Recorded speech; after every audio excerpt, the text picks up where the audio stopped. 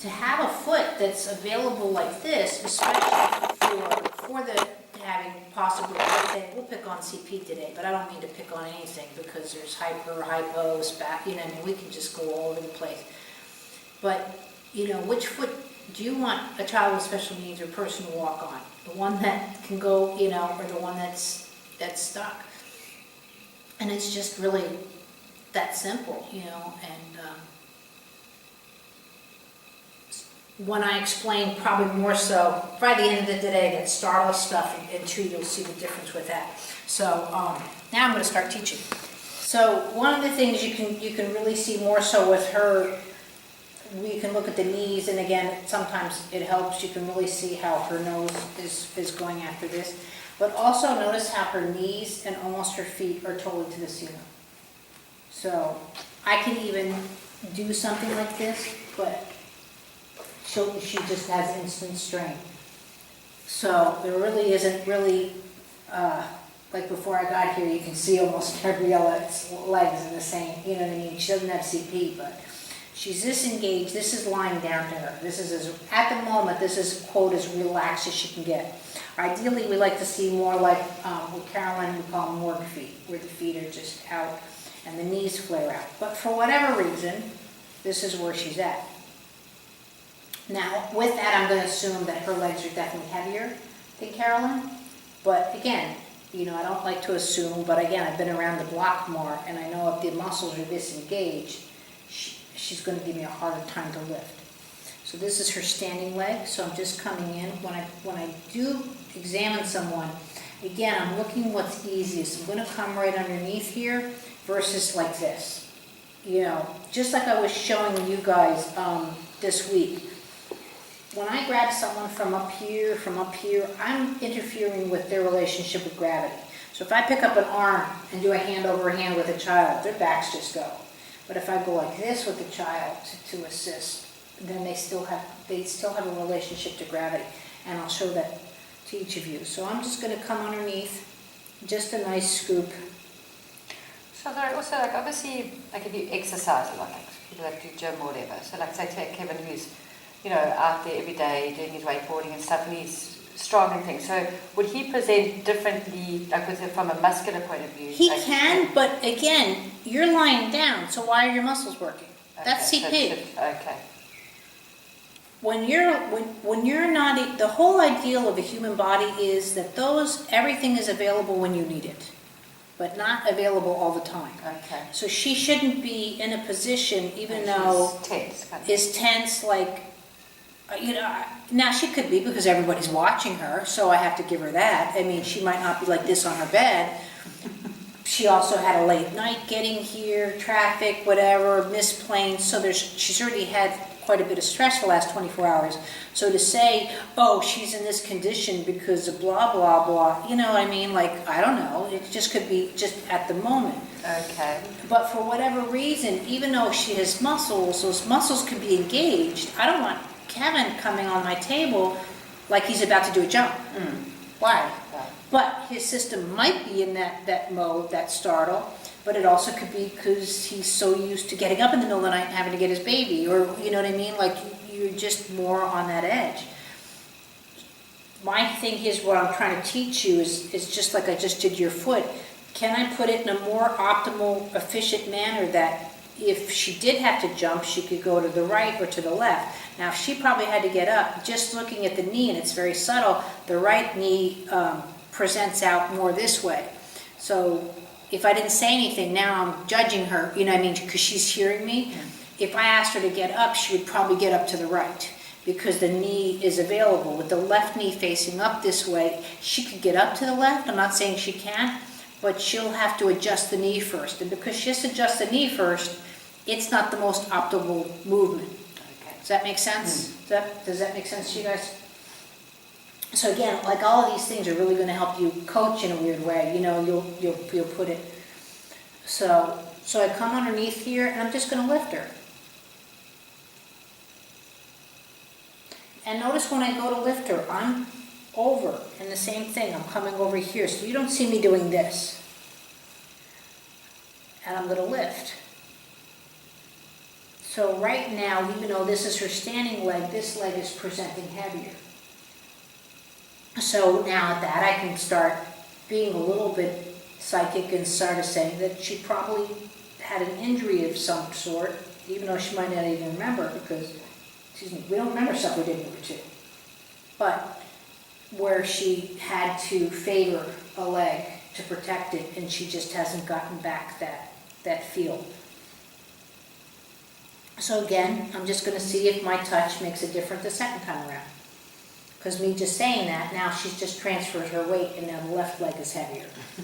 Does that make sense to you? Did you feel it? Do you feel the weight in this leg, and then the weight in this leg? So, yeah. So, but they're still kind of on the heavy side. No offense, this is what you have to get up with.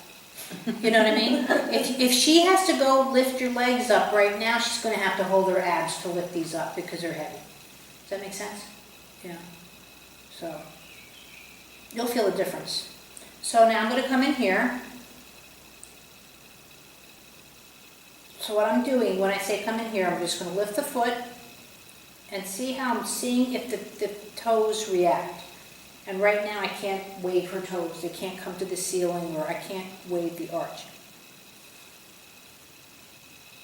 Here is worse. See how I can hardly move the arch in this foot? I would never do what I did with Carolyn again, just beside someone on my table. I'm going to quickly do it to you just so you can feel it. This is bringing your foot to a right angle through the heel. And this is, I can't even get her to a flat foot. If I did, that's a flat foot for you. Do you feel the difference? And that's a force in my book. I don't hurt you, I don't force you. There's no pain in my work. Because if I hurt you, then your brain is going to say, don't move like this, it'll hurt me. And you'll find a different way to do it. That's what our kids have done.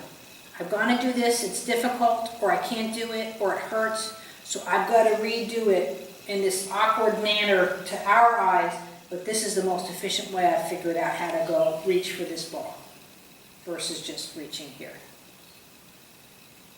Do you have a question? No. Okay. So again, I'm going to bring this one and see how I can get this one a little bit better to a right angle. So I'm going to start with this foot again because it's easier or more efficient, or however your vocabulary is. So again, because we're sitting on top of a body, I'm just going to have you bring your thumbs in. Again, if you're not sure where the crease is, it's usually where the pant leg ends. You can look sideways, but you'll just see a little bit of a crease. You don't want to stick your fingernails in there. That's not pleasant. You're just going to have your thumbs, and you're just going to do a light lift for the first one. And after that, now you're going to just start rotating.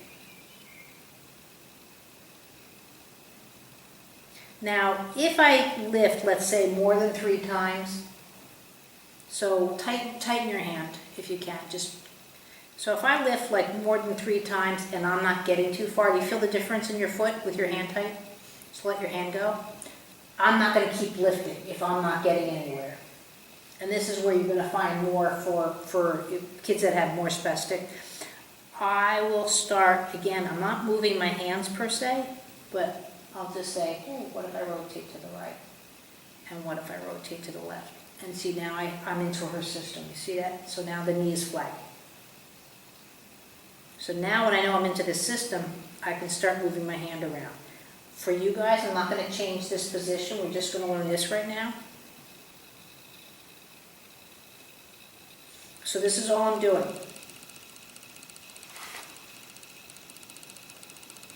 So I'm not left-right rotation. It's always, my dad, can you do this? You're strong. Could always open an apple with 2 hands. He could just go, here's a hack. It's almost like that Rubik's Cube. Yeah, Rubik's Cube. Rubik's Cube kind of idea. Oh, so it's not there. Yeah, he just would know where it is, and he could just split an apple with his bare hands. So yeah, Rubik's Cubes. You can't do that. I know, yeah. He's going to It's a challenge. before you go home, he's going to do it for you.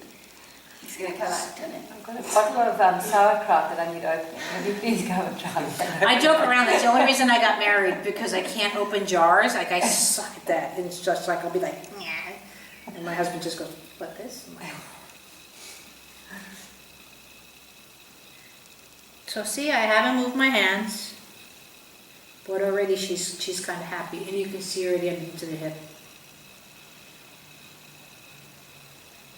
So I'll see, I'm not poking around looking for bones. I even though I might know right now my thumb's down along her helix, you know, which is the big toe. I'm not, you know what I mean? It's not a trigger point. I'm not going X marks the spot. I'm kind of using clothing anatomy more than I'm using. And you work up the whole foot. There's no like specific point, like No support where specific you point. should. You just want that rotation. And notice the rotation is into the heel. And you often speak of that spongy sort of quality. Right. Like finding Which, that. yeah, which she's already got. Do you feel the difference of this foot versus now this foot? So just from that little bit, this is where we're at with this foot, and this is where we're at with this foot.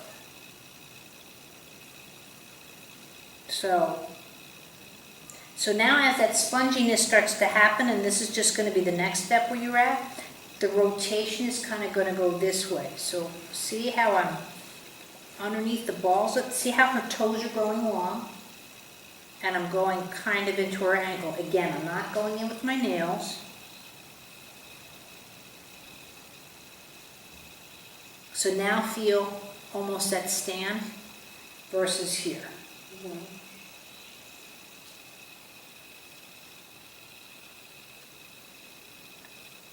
So right now, if you partner up, that's all.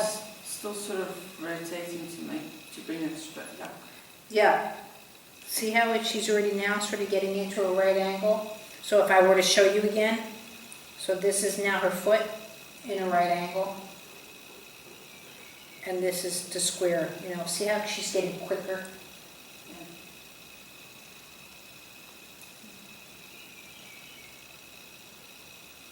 So I don't want it to go as severe, but it's almost like running out of dish towel. You know, that kind of. That's something Lisa asks me all the time. Right. I don't hurt my children.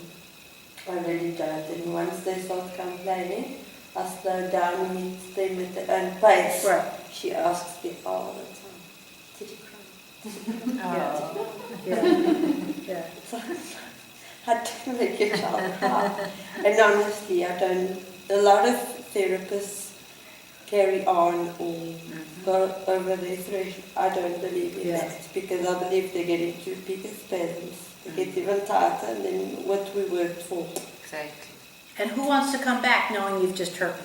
Exactly. You know? Exactly. So she asks me all the time, did you cry? Did you cry? Did you cry? But I mean, And then eventually I have to send her photos of the kid like half asleep Right. on the tilt table Right. because he's crying so much. right, You know? right, For her to believe me. right.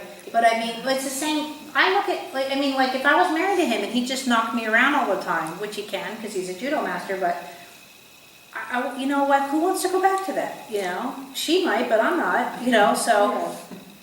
And it's no difference. And when her daughter presented too, she was just like, yeah, I'm not having you. I ended up having to do an hour of Donald Duck on the trampoline for her to sit there and go, maybe I kind of like this woman, because she was just like, but it didn't have, all she had to do was hear my voice and she'd scream. It wasn't because I was hurting her.